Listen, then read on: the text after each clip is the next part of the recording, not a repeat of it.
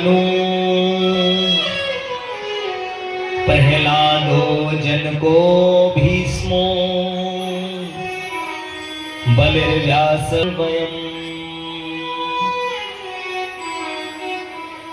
कहा ये 12 लोग संसार में हैं जिनको नारायण नाम की महिमा का थोड़ा बहुत ज्ञान है। स्वयंभू ब्रह्मा जी, पहले ब्रह्मा जी, दूसरे शंभु अर्थात महादेव, तीसरे कुमार अर्थात सनकादि चारों भाई सनत कुमार लोग, चौथे मनु महाराज, पांचवा कपिल महाराज, छठवां प्रहलाद जी महाराज, सातवां जनक जी महाराज, मिथिला नरेश जनक जी महाराज, आठवां पितामह भीष्म, नौवां बलि महाराज और 10वां श्री सुखदेव जी महाराज और 11वां मैं स्वयं और 12वां परमात्मा स्वयं। इनके अलावा किसी को इस नाम की महिमा नहीं पता।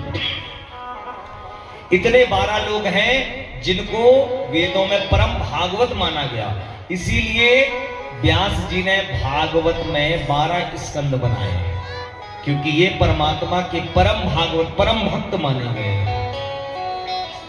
तो कहा इन 12 लोगों को ही भगवान के नाम की महिमा का थोड़ा बहुत ज्ञान है और नहीं किसी को नहीं। इतने लोग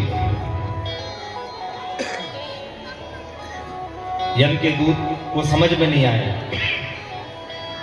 यम के दूतों ने कहा महाराज अब तो सब गड़बड़ सी लग रही है, अब हमको तो ये समझ में नहीं आ रहा कि यम पास में बांध के यमपुरी में किसको लाना है किसको नहीं लाना है।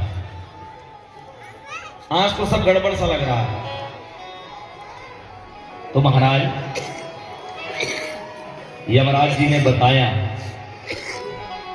मनुष्य के नेत्र ने कभी परमात्मा का जी भर के दर्शन न किया, जिसके कानों ने कभी हरि की कथा को ना सुना, जिसके मुख से कभी परमात्मा का नाम न निकला, जिसके हाथ कभी परमात्मा को प्रणाम न किए हो, भगवान के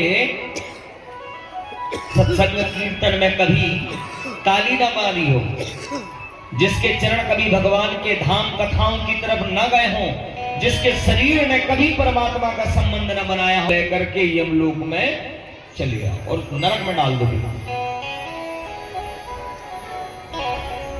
परंतु जिसने परमात्मा से संबंध जोड़ लिया हो, चाहे आंख से, चाहे नाक से, चाहे मुंह से, चाहे कान से, हाथ से, पांव से, शरीर से, ऐसे किसी भी प्राणी को यमपुरी में गलती से भी लेके मत आए।